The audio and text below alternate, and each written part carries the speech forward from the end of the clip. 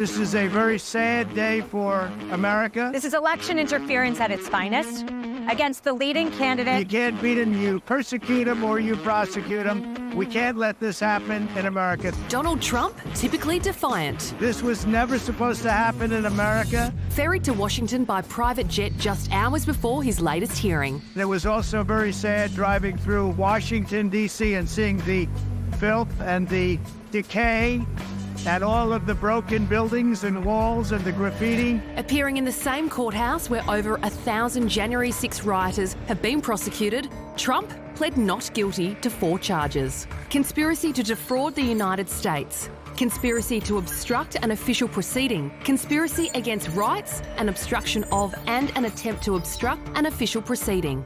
You're a loser, you're a loser, you're He a is loser. going to get locked up. He should do a lot of overnights. He needs to. He's not in MAGA land anymore.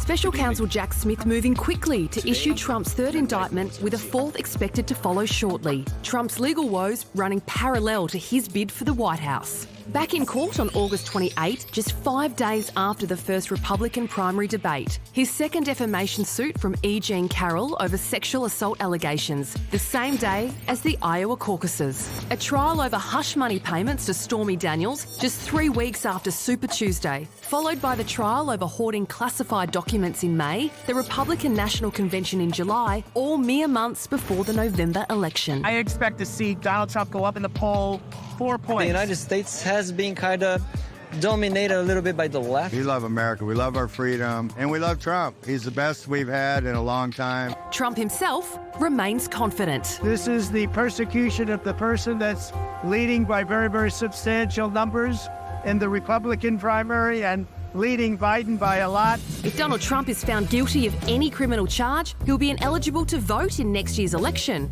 But by a quirk of the Constitution, there is nothing stopping a felon from becoming the president. Well, joining us now is Planet America's John Barron. John, these court cases, as we saw there, are going to be running at the same time as the presidential campaign. Might the spectacle of it all actually help him get elected?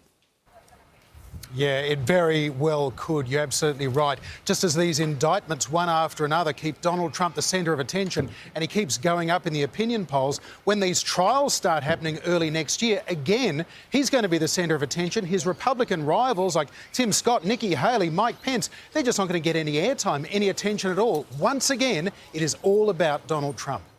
So Trump is literally everywhere, but will it be logistically possible for him to manage his campaign and these cases at the same time? It's going to be really tricky for him because some of the criminal prosecutions are happening right in the middle of the primaries in next May and June. Some of the civil cases begin in January. Now, with a civil trial in America, the defendant doesn't need to be in court, but yet Donald Trump, as a criminal defendant, will have to go to those criminal trials, including this one stemming from the latest indictment. So it is going to get quite tricky, but who needs to be campaigning if you can still be commanding the attention of the world in the media on your day in court? John, there's so much going on here. Is there any outcome from these 3 indictments and the possible 4th to come that would stop Trump becoming president? There is nothing in the American Constitution that says a convicted criminal cannot be sworn in and serve as President of the United States.